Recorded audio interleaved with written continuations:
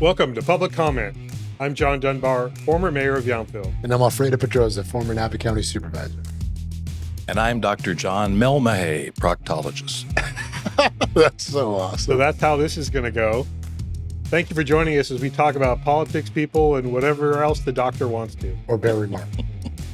You have to be willing to live with yourself and your decision making. And there are some people that sell themselves out. We have to make sure that we hold the elected officials accountable. There's been radicalization on both sides of It's governance by the lowest denominator.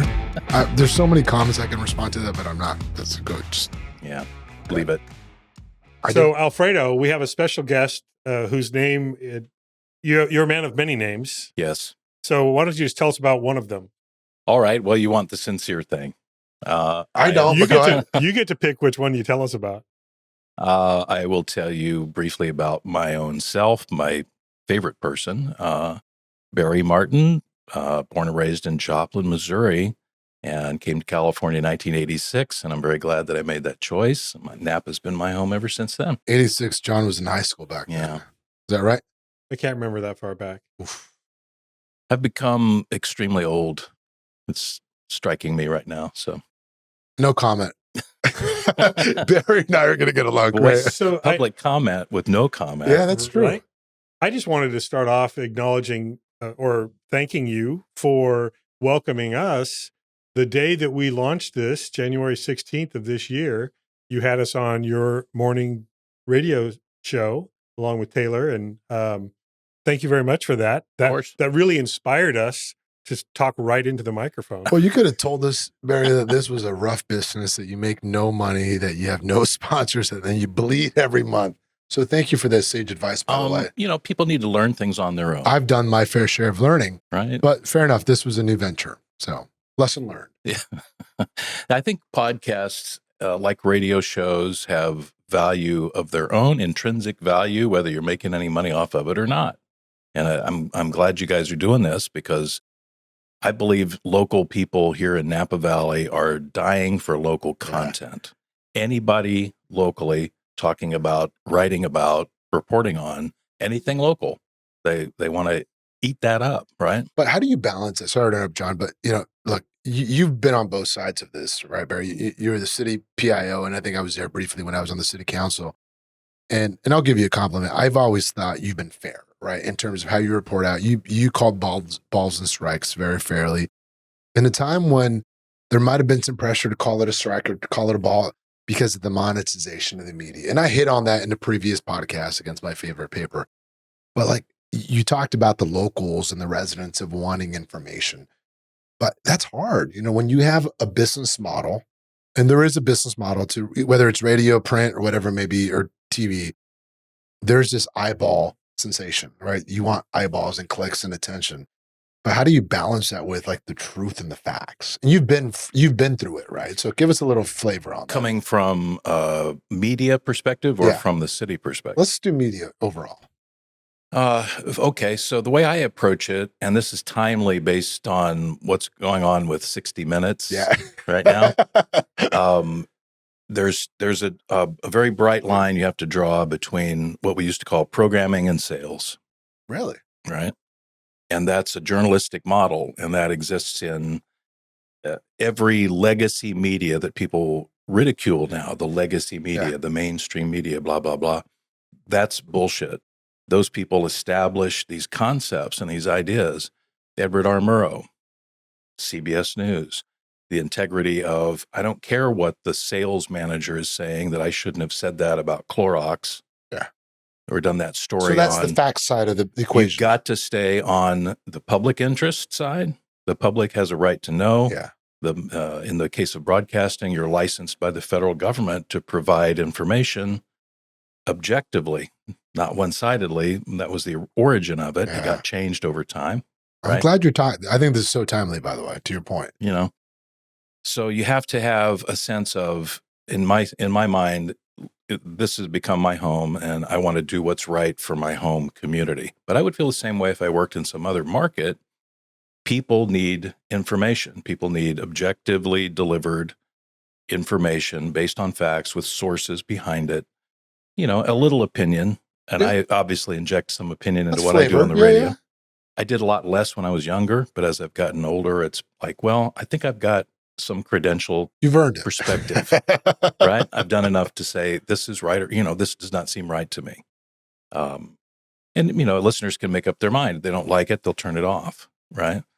But to me, what we do in any kind of journalism, from the tiniest little town in America to New York City, be honest, be straightforward, understand your mission, and don't be influenced by pressures from outside.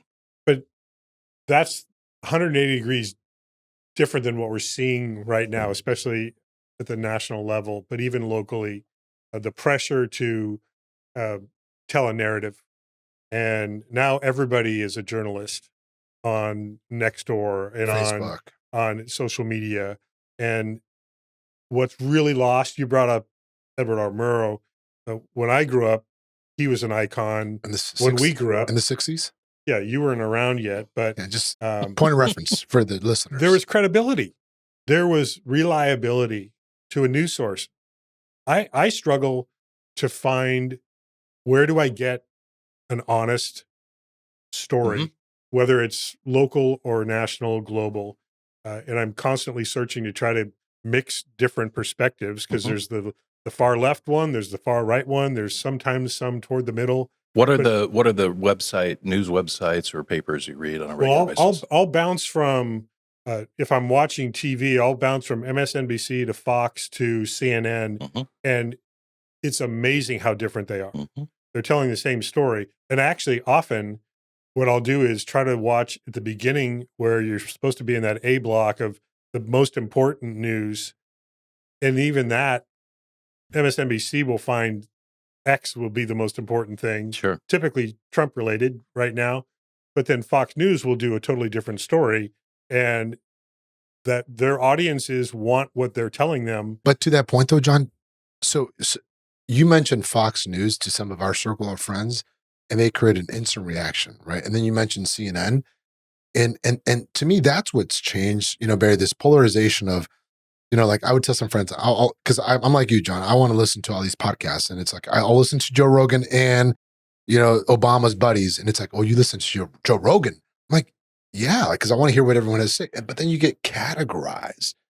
And so you've been in this space for a long time, right? Like you get from PIO to radio. What is causing this polarization? And like, I'm going to label you because you listen to Joe Rogan or you listen to CNN with John in the morning. Like, why is that happening? Right. I think the broad word for it is tribalism, and that's what's developed. People had their political preference when I was growing up in the 60s and 70s. I just mentioned 60s. I'm not saying that's when it happened, but go ahead. Yeah, right. And there were moments in time in my lifetime where people started to call each other out to a degree. The Vietnam War is a good example of that, right? My country, right or wrong, love it or leave it, all those attitudes. A little patriotism in there, yeah. Patriotism and nationalism and anger, the beginning of anger. And then, the Reagan era was very difficult for liberal people. Yeah. Largely because he was successful. Yeah. He was conservative and he was successful. And then times and tastes change and things happen over this long arc. But people have played on the polarization. They have made money on polarization. They have won office on polarization. You both know, I should say, as former politicians, I don't think it's as intense in Mayor of Yountville race, maybe. I haven't been spades. But the politicians at the state and national level run one way in the primary and a different way in the general election, right? Well, we would talk Especially about national level. You talk about you get elected through one message and you govern through a different one, to your point, right? And it's based off, populism and trying to understand what moves the needle. But going back to what you said earlier, because I really understood what you said about programming and sales, right? And that struck with me because I think we're grappling with that in this very moment, though, Barry, of you have one side of the ledger putting their thumb on the scale. And the folks on programming are probably getting a little outweighed based off sales. That's just, again, I'm a receiver of a message, so I can only speak individually. But even from the local paper, right, or the regional papers, there's definitely something that sells. And whether you talk about our favorite paper, not one of our favorite papers, but the Chronicle that loves to shit on Napa, and one of the writer lives in Napa, where I'm not going to mention their name. Like talking about Jess? Yes, there you go. You got to call people out by name. But on yeah, this but you podcast. know, there's 400 other cities. Move to one you like and stop shitting on the place you live in. That's just my opinion, right? But like I say that because that's to me the sales side of the equation, you know, Barry. You Or mean- maybe I'm wrong. I mean, provocative stories Yes. that get clicks. Yeah. That's her job. And that's But Hearst. That's a Hearst paper from William Randolph Hearst, who was the first yellow journalist in American history. But hold on. So, but And I'm not saying Jess. I don't want to say No. Jess. I like Jess. I think she writes great stuff. But I understand where you're coming from. But it's provocative on person. But why, on purpose? Is to get somebody to read it. But hold on, but I want to challenge you a little bit. So you're right. So, but I'm going back to what you said, programming and sales. Mhm. So you have someone writing a piece. Aren't they a programmer? Aren't they a reporter? Aren't they writing an article about the integrity, the facts? Mhm. Yet there's also this, in what I see, that being trying to get eyeballs and clicks. And that's the sales side. I think it becomes almost instinctive, and I don't think a reporter needs to be getting a message from the sales manager Okay. to try to write a story that's engaging and will get comments and reactions. And one way to know whether people are reading your paper or listening to your radio station or podcast is when you get reactions. True. And I think Jess Lander and the other, I'm blanking on her name, the other primary Esther. wine, Esther Esther Mobley. Mobley, terrific writers, have elevated what's going on in terms of coverage of the wine industry and the wine business. It's not all positive, right? It's Well, not all positive, and Fair point. I think they're on target. They're talking to people, right? They're quoting sources and stories that they've talked to who said this and this and this, right? But That's what some people think. That's kind of in the That's- category. yeah. This is what some people But think. that's the thing. Some people think they also hesitate to tell the rest of the story because it isn't as salacious. And so the full story isn't being offered. I go back to, since we're getting all nostalgic, you know, I was a reporter. One of my first jobs was writing for a local newspaper in South Lake Tahoe. And Dog eat dog market up there. it was two state. In the you know, 70s. it was Nevada and California, And you had to, really controlled by the some casinos. days you had to put on long pants to go into work, I probably. was one of the few people that wore a coat and tie that wasn't a Oh pit my God. boss. But I took it very seriously about getting P.S. I'm out of wine. Yeah, Red we're wine. going to get you more. This is all John Dunbar's sides of the response. story were critical. That's not true anymore in a lot of cases. Now it's not only are you telling, and again, we're overgeneralizing a little bit, but it seems acceptable now to present part of a story as if it's the complete story. And then you put it behind a paywall to force people to buy it, to see it. And also you post on social media so more people see it. And You're talking about the Register now? it's not just the Register. I see the Press Have Democrat they do it. sold And the yet or Press no? I don't Democrat. know. Did they sell recently? Democrat Oh, did. sorry. Press I'm just, Democrat maybe did. I'm forecasting the Napa But Register because selling. it's all about, it is all about the eyeballs and the clicks. So the full and honest story isn't as important as the monetization of it. I would say to a great number of people that are in that particular entity, whether we're talking about the Register or the radio station I work for or the Press Democrat or anybody else, things have changed in the sense that revenue doesn't come easily anymore. The internet devalued, right? Destroyed classified advertising completely. Craigslist destroyed classifieds. Everything else, if I can buy, for example, 3,000 impressions on a Facebook ad for $65, and I factor that in and say, oh, Google ads, maybe I could run some Google ads. What if I do this internet thing as well? Versus a serious dollar commitment to, let's say, an advertising schedule in a local newspaper or a radio station or whatever it is. It's not very difficult. You guys are both businessmen. You understand. You go over here and say, well, for a $4,000 budget of advertising, I get this many impressions and this much feedback with metrics versus this sort of vague advertising, and people will say, how many people listen to the radio these days? How many people read the newspaper, the actual physical newspaper, or subscribe to the newspaper? Those are all difficult questions for modern media because it's fractionalized. Somebody might be listening to the public comment podcast instead of my morning show. What a stupid decision on their part. Yeah. They should watch after they listen to your show in the morning. That's so political. But I mean, the amount of money, let me give you an example.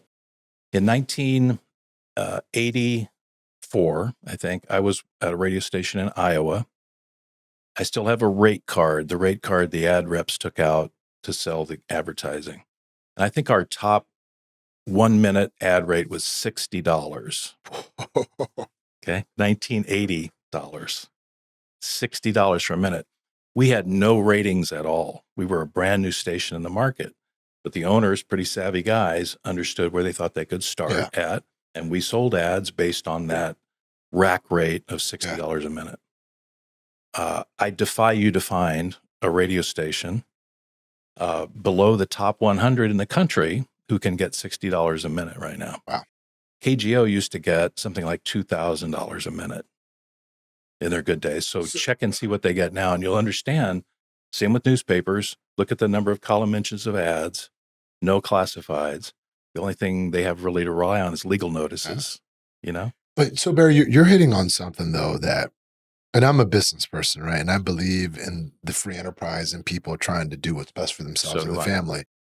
But I'm struggling with like social media and media, right? Because when you create a business model, I can't fault the owners for making business decisions. I can't. Like, I understand that. But the struggle I'm having, and I'd love your take on it, is when you have a citizenry or community that is, you know, they're not predicting, but they hope for purity. They hope for honest messaging. So you have a receiver of something that wants honest truth. You have a provider that has different ways on that scale. And I just don't know how you marry those two, right? Because there's no harmony there, right? So then you create social media and next door different platforms, and then you have our wonderful friends that think they're reporters, but they're not. So then it's confusion, right? So, and again, I'm not one that wants more regulation on most cases, but are we at a point where there has to be a regulatory fix for this? Or is it just, let's see where it goes, right? But like, I give you the example of where it does impact public safety. During the fires, you had people, and I can tell you a personal story in my district. We had people on Facebook saying there's people that are, you know, trespassing and there's robbery, and they were putting that message out there on social media. So then we respond to that. We're using public resources when there is nothing going on, right? So like, how do you hold people accountable for that? And that's my struggle. I think about my kids, like how they're going to grow up. And I don't want them to listen to Fox or CNN. I just want them to have a reliable source where they have critical thinking and they make the best decisions based off people and their own critical thinking. Well, they have Barry Martin in the morning show. There's that. I know Barry's going to live forever. Like, I know that, especially because he drinks red wine like I do. Right. Good for the in heart. good volume. I completely agree. And that's a resounding endorsement. Unfortunately, I'm out. It was before he keeps whining about it. We're going to pause right now so you can go get another bottle. Thank God. And find that so that's a first ever. And yes, we're putting a pause on it. I was so thirsty, guys. I don't know if our producer's going to handle that, but they have to now because you called it out. That's right. Sorry. You just asked an incredibly long fucking question. You want to repeat it? The last 5 minutes of it? Jeez. Do you remember what it was? I forgot you could say fuck on the podcast. I mean, fuck, fuckity fuck, fuck. We might actually have to edit that part. No, come on. I forget what I said.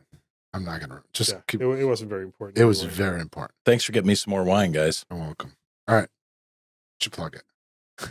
Yeah. So normally don't plug it. So normally I'm a continuity freak, watching movies and notice when all of a sudden a wine glass that goes from empty to full happens. And I'm like, stop it and pause it and bring it back. And Jerry's like, stop messing with it. So somebody might want to stop the podcast and go back and realize Barry's got a full glass of wine, or at least a refilled glass of wine. It's not really wine. It's Merlot. I wouldn't really call that wine. Oh my God. But go ahead. Go ahead. This is the guy who's growing cab, and so Oh, he just shit talks a really good What varietal. would, Hey, what would a good cab be without some Merlot to blend in? I'm Come just on. like the papers. I'm the sales side of the equation. I'm not the programming side. I just want to sell cab. I mean, Napa's already, cabs are king in Napa. You don't have to be that's true. I beat don't them down. I don't Come want to put on. my thumb on the scale. Fair enough. You can have Merlot on Wednesday, but today's not Wednesday.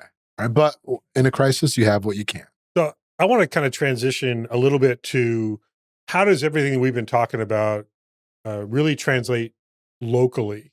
You're on every morning talking to the Napa Valley community, and how do you kind of balance what you're That's a good presenting? question. I know that you do a lot of very local focused content. You have guests on that represent what's happening locally, and you share some of your, I'll call them monologues, whatever you want to call them, where you sometimes drill down on topics that Mhm. have generated interest, whether they've been in another, media, newspaper, whatever, or it's just kind of the buzz in the valley.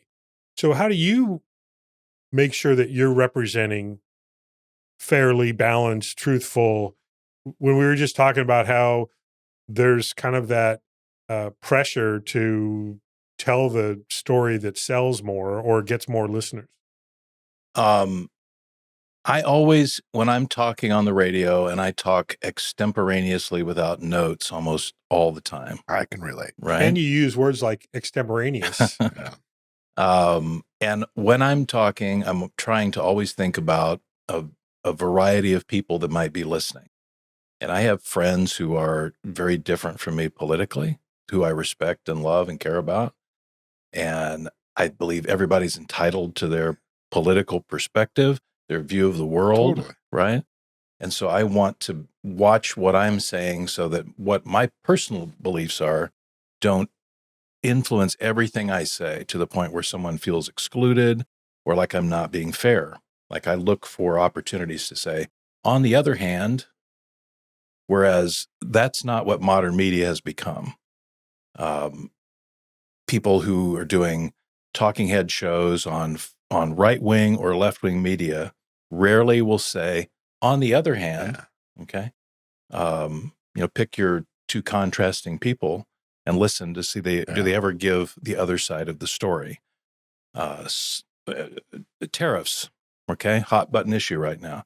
Some people believe what President McKinley believed and what Donald Trump believed about tariffs. You can control markets that way and so on and so forth, that it's beneficial.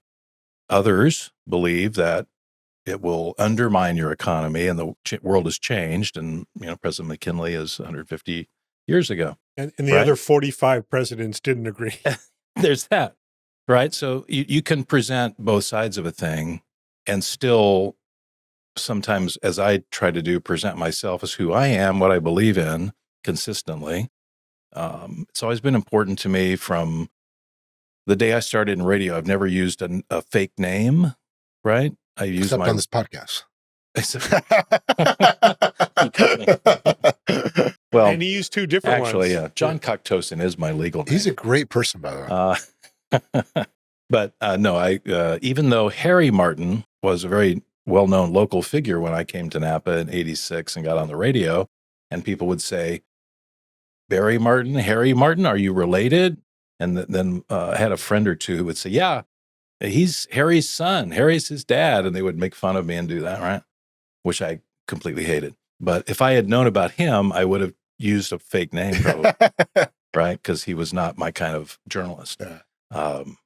In fairness, he did root out a lot of true things through the sources that he had inside the city of Napa and the county of Napa and other places. But to your point, he would touch on very real things that were happening and then, blow them out of proportion, also write about black helicopters. But to your point, though, Barry, you said something like tariffs, right? Like it's even hard to have a conversation with friends around it because within the first minute, people entrench back into their camps. Then it becomes divisive. And it's like, we're about to take a trip to Mexico with some friends. And it's almost like we have to create a list of talking points, of what you might say or not, right? Because it rubs people the wrong way. And I think you got to go back to a point where it's okay to disagree. Like, if I disagree with you, I don't hate you. I just, look, I hope you challenge me to make me better. And it comes with maturity. But again, like, I think what would be great for our listeners to say, how has it changed? And how have you seen the people that are receiving the message? How has that changed the way you try to tell the story? Because you kind of illustrated that you have friends on both sides, right? And sometimes you try to say, well, the other side, right? But like, I hope that if we're friends, you can trust my message and challenge me. But I feel like we're walking that back a little bit. Uh, I'm not sure what you mean by walking it back. That we're more guarded sometimes. More guarded to Yeah. give your real opinion Yeah. Because of the We are. conflict. Yeah. We are. So you're not attacked because of your opinion. Yes. You know, there's been radicalization on both sides of the center.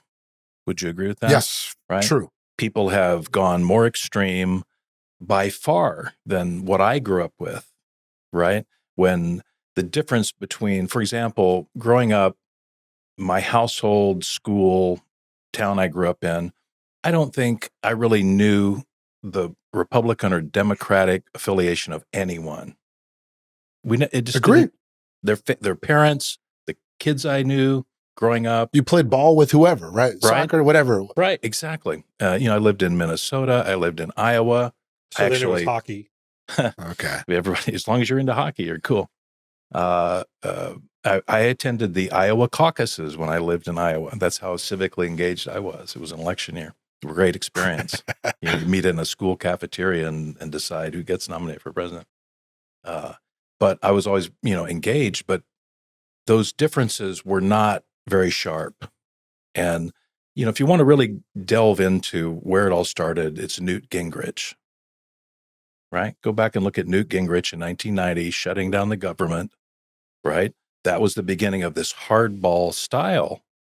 I'm not saying that Democrats didn't do tricky things or dirty things before that or in that period, but that really is the departure point of this different way of attacking it. And there were people, I believe, in the 1990s when Bill Clinton got elected on the right, who were very afraid that the Republican Party would be gone in a few years if they didn't step it up. So that's where that not too different from the way some people on the Democratic side feel right now. Like, what are we about? Who are we? We're losing all of a sudden, right? That's the thing in the Democratic Party. You're seeing that. Look, I hear you about the identity crisis sometimes, and you double down on the negative side. By the way, you're making me drink just talking about it, and I love it because this is stimulating in a way that I think we need to have this conversation, right? But it goes. I first saw it right running for office in 2012. I could say I rode the Obama wave, right? There was this acceptance of newness. And then it's like, oh shit, you're in office. And then the attacks come, right? It's like, oh shit, you're not part of it, right? But it was this polarization that I hadn't seen before. And then it happened and it gets multiplied. But it's part of this brand building that I'm seeing. And I don't know if that's the point you're referencing, right? Of people seeing this fork in the road. But what I'm seeing, and I think it'd be great to talk a little bit about politics a little bit because you've covered it. But I've seen a shift in how people campaign around the popularness, the popular vote. And then it's like when you govern, you keep governing on what's popular versus what's right. And I came up through the era of you make tough decisions. But if those tough decisions are the right thing, it gets you reelected. Now you got to raise a shit ton of money. And I always had to because I always got attacked. But it was like you're building something better. And I'm seeing this shift. And I think the media has a role to play in it, Barry, of the brand building, the narrative shift, where people are making decisions based off what's popular. And it's creating this extremism a little bit, right? Well, and in a way, think how often we talk about polling and think how reliant people are from the local level to the national level on polling, even outside of politics, the whole Q score and entertainment and all that. We didn't have that in the era that I think of as the good old days and the growing up, right? That was not prevalent, and you couldn't get those immediate impressions of what the direction to go is. There used to be a joke about George Bush, the first George Bush, is the 90s. I'm going to take a very solid position on this as soon as I find out which way the public is going. Right? That was the joke, and it's so true. It was true then, it's true now, that we all want, we want success, we want to be liked, we choose the path of least resistance. But what you said earlier about the question between doing what's right and doing what's popular, I think all of us who are entitled enough to have any, in my case, a microphone to talk into, or in your guys' cases, in the past, not in the future, elected office, you got to do what's right. That's really what you're going to care about when the day is done, not what's popular, right? Is that true? I agree, but we could talk about, John, our experience. What you do your best you can do with the information you have right now. But you have to be willing to live with yourself and your That's decision it. making. That's it. And there are some people that sell themselves out, whether it's to get reelected. Because I never made a decision because I thought that it would get me reelected. Frankly, but people will push back you. on us, John. Though on that, I think it's fair to say that you and I would be labeled as pro-business wine industry electeds. That is correct. But that's different. But you're right. Okay, I'm good with that. But it also doesn't mean that we're anti-environment or anti-anything else. Which is a California pro-business position. Right? But that's the quandary that we're in, right? Like we're hitting on it. Just because you're pro-business doesn't mean you're anti. And we've talked about that. That's right. But I think I've seen you made tough decisions. Some I disagree with, but people would go to your dives and they'd lambast you, but you said, "Hey, I believe in this," and you made that decision. And I think you're losing sight of that, right? Because of the comments, or what you go, you're at line in the grocery store and people would, lambast you.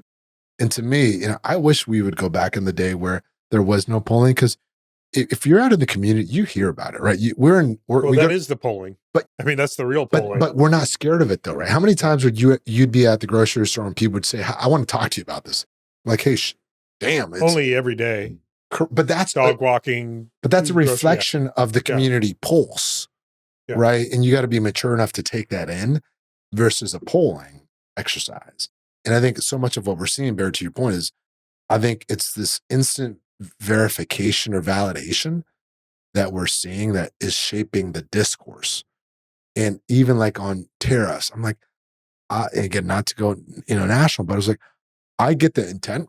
I think the implementation is flawed, but I get the intent. I get what folks might want to do, but you can't even talk about the specifics, because then people, it's like, well, you're this or you're that. I was like, let's have an intellectual conversation. Yeah, I like to, personally, like we were talking about earlier, reading different sources, listening to different sources across the spectrum. And there's an amazing media bias chart that I've shared on social media before. And I can't remember the agency or nonprofit that puts it together, but it sort of puts everything out on a spectrum, left to right. And who's in the middle, right? The Associated Press, NPR, contrary to what some people think. Aren't they getting defunded or something? And you can just see, Christian Science Monitor is a very reliable centrist publication of the news, the way they cover the news. And you can, Reuters, I mentioned earlier, Reuters, they're right in the center of that. And then it tapers out like this, and you get MSNBC is way over here, and Fox News is way over here.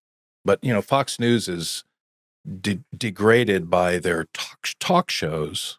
Their actual news coverage is not the same as their talk shows. Yeah. So there's like a discrepancy in there. So sorry if I was cutting off your statement, but I don't want to miss the opportunity to talk about something that's really much more local.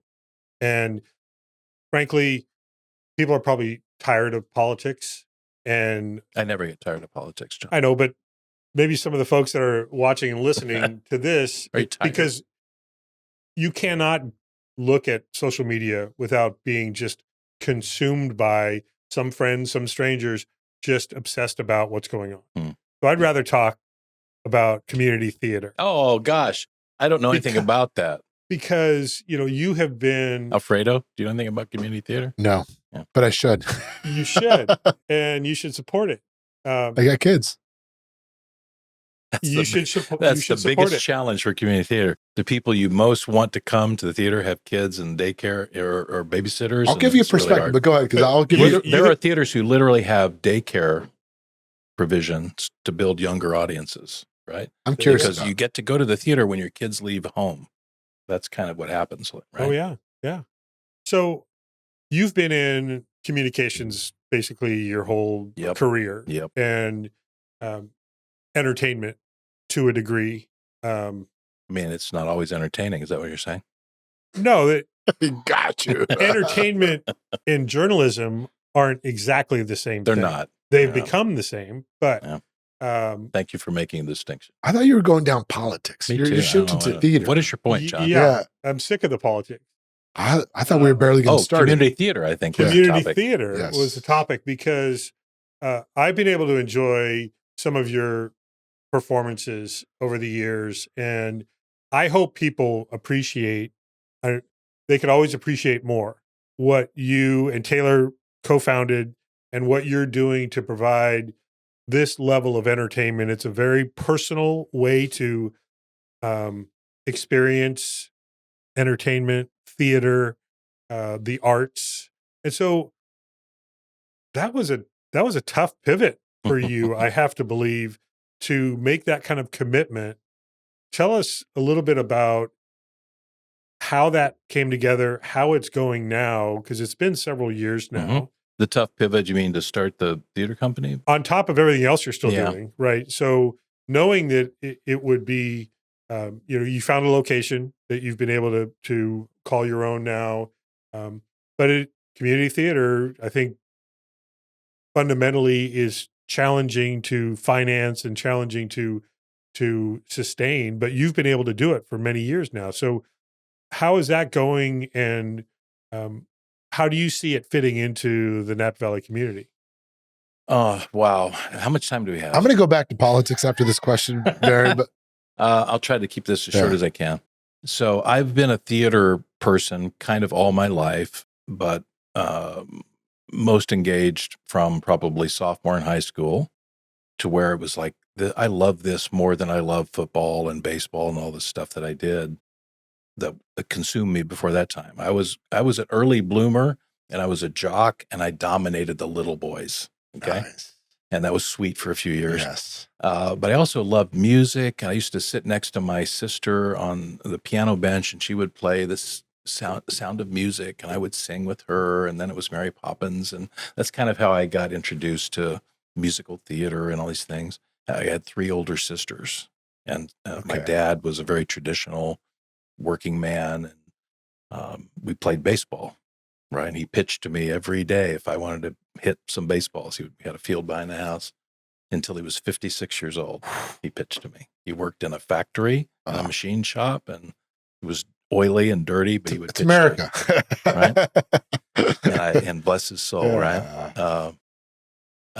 So there was a moment where it dawned on me, this is what I have to do, this theater thing, this experience of catharsis. Is that a word we're all familiar with, right, everybody?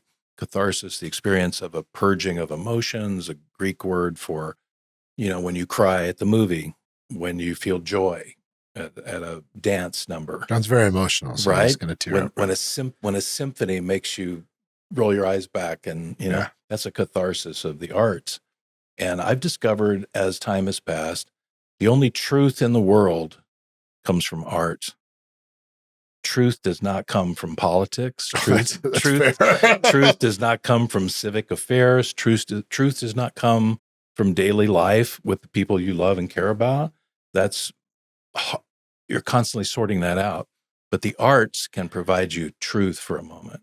A piece of music, a painting, a dance, a piece of theater, right? And so I denied theater for many years while I worked in radio because it fulfilled that part of me. I was a theater major in college, and then I went into radio when I was a senior in college. And before I knew it, I was full time, and it was a regular paycheck. And I could, back in those days, pay the bills, raise a family, right, and be a breadwinner on a radio station salary. Imagine that. Wow. Does not happen today, except for a few of the major markets, probably. But I always wanted to do theater. That was my first love and what I really wanted to do as a professional. And the opportunity didn't come until my kids were grown and out of the house. And I thought, why am I not doing this now? Because I've raised my children. I don't get up at 5 a.m. to do radio at this point. This was 2008 or so. I auditioned for a show at the old Dreamweavers Theater, got cast in it, and that's where I met Taylor. And the two of us, just like magnets, were like the ways we thought about theater and what we wanted to do, what we imagined could be possible. She was a native of Napa who went everywhere else around to do theater because there wasn't enough theater in Napa, right? And so that's what birthed Lucky Penny. And we just decided, let's make a play. And we got an opportunity. We did it and it worked. And we, just let's do another play. And then before you know it, we were thinking about having a place and extending that out. And the rest is history, as they say. But it's very, very difficult. You want to keep your ticket price accessible for regular people, which to me, like our top price right now is $47. To me, $47 is still a lot of money, right? So that's, I don't see going, insane. You can't do it off of tickets. You need fundraising, you need sponsors, you need people who will fund you with grants. What we do is not real grant friendly, to be honest, because we're trying to be a popular theater. We're not like helping formerly incarcerated men get back into the society, which is a great cause, and theater is beautiful for that, but we don't do that, right? So it's very challenging. You're trying to sing for your supper, as we always say, like do shows that are good enough. People will pay that ticket price and buy a raffle ticket and buy a drink and buy a snack. If you have red wine, I think that's a great draw. Wine. Yes, we have. But look, I commend you for that, because it is hard, to your point, though. Thanks, John. As someone that I'm looking at my phone because I have to do soccer practice. I saw you were annoyed with soccer me. Practice. You're bored. You're bored with me. No, not bored. But like as a dad, you think about, I got a kid in tutoring, and then I got sports, and you can totally relate. But that's life, right? And you talk about life in America. It's like you have all these responsibilities. But I grew up in a household where arts was a privilege. Right. And then as you grow up, you want your kids to do better, and you understand there's a side of the brain that art exercises that's different than Excel sheets, which is what I tell my kids. So you learn to appreciate what you didn't have. Right. It's just in a daily life, it's hard, to your point. It is. Right. And that's what we're all grappling with. So even though I was maybe critical of you asking that question in the beginning, John, I'm glad you did. Which one was that? The Lucky Penny, and exposing the other side of the brain, which I think is good. But I want to go to the other side now, if that's cool, because I think we got to wrap up. Okay. Is that a fair assessment? Yeah. That's what I said. Just getting warmed up. But, I think we'll do another episode. But you've been around politics, and Barry, for a while, right? Going back to, you mentioned Harry, and maybe, Ed Henderson, rest in peace, right? To Jill Tackle, to others. And we're outside of it, so we try not to be too critical, right? To quarterback from the couch, but it just feels like the environment is changing around governance, around politics, locally. Yeah, but what's your, without naming names, maybe in what way is it changing in your mind?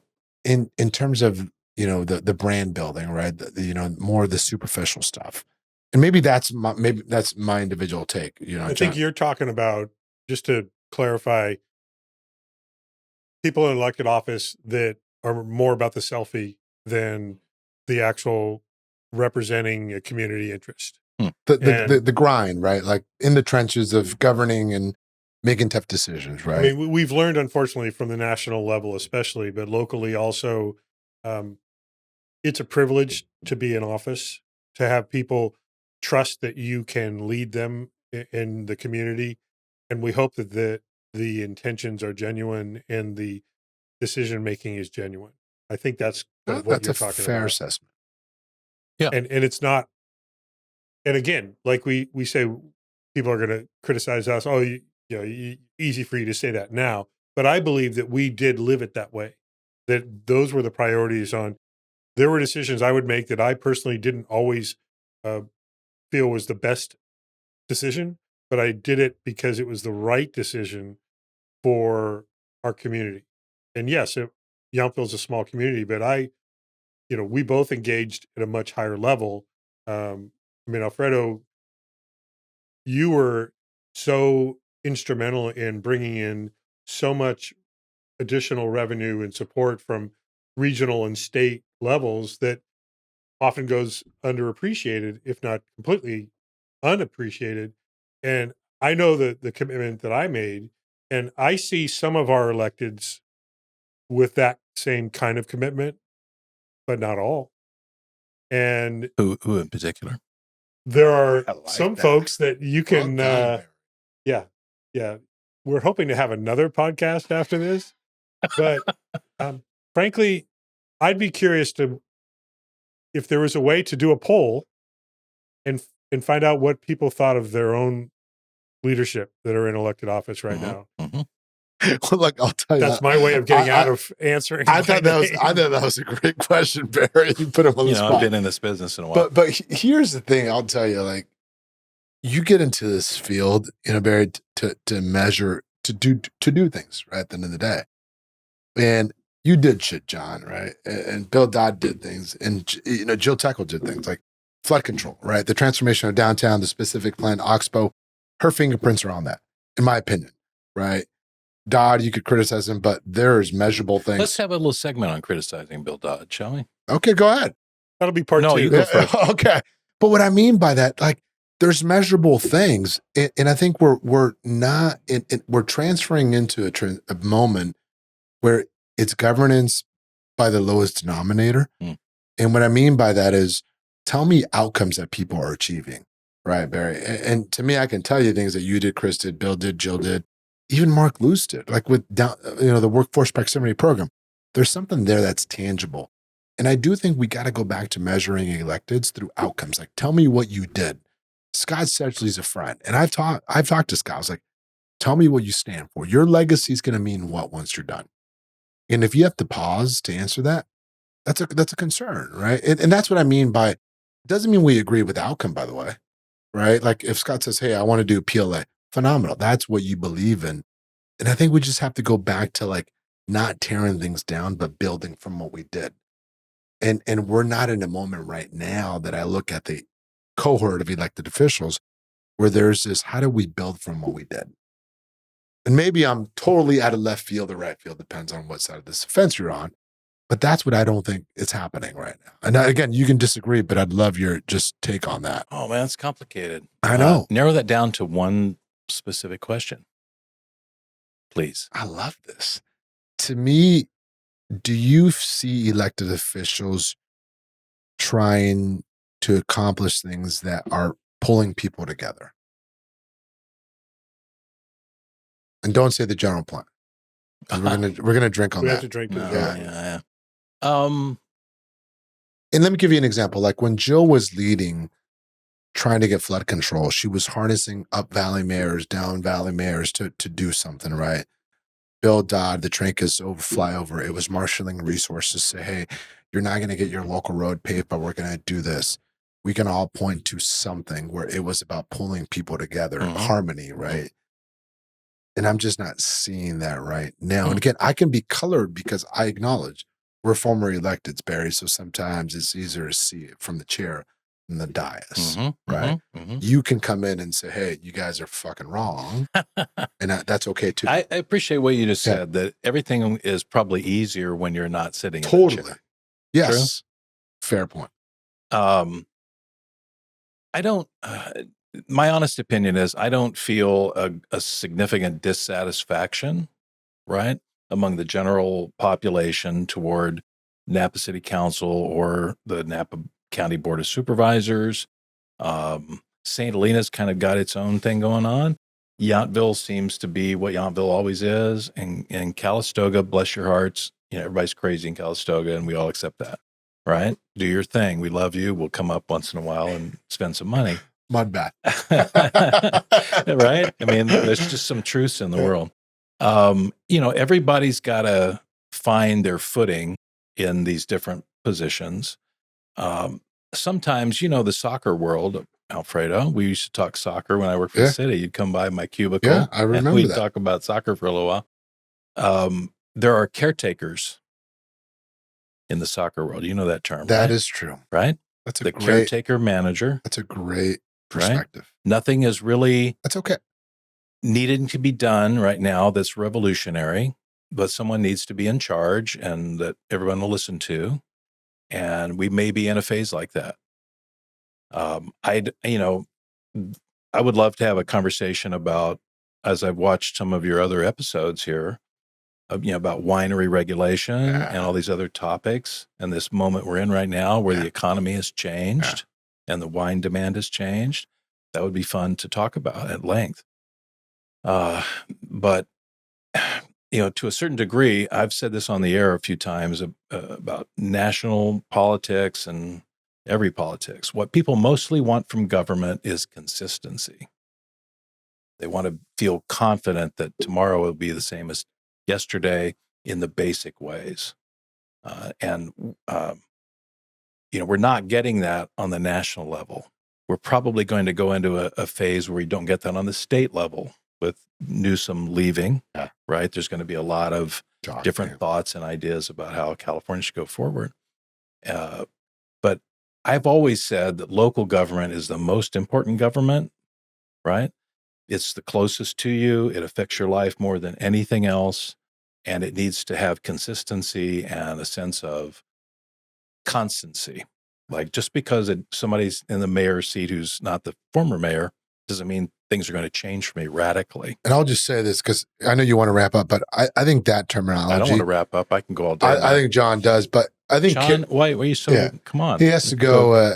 Do something around the I'm house. the one that has to go coach This soccer. is like Joe Rogan does like 3 hours. Exactly, but You and I can stay behind. I think Barry, your point of a caretaker, and I think that's not negative in my lens, right?